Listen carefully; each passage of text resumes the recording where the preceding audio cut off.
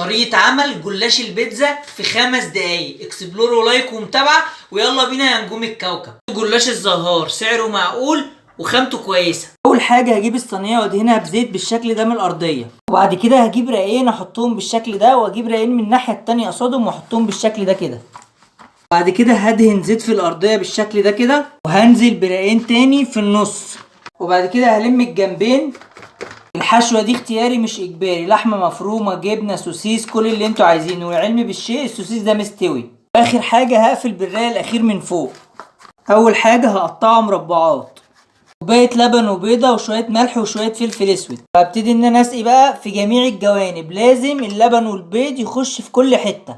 شوية طماطم وشوية فلفل الوان، شوية من الجبنة الرومي او الموتزاريلا اللي انتوا تحبوه حطوه، واخر حاجة شوية من الزيتون.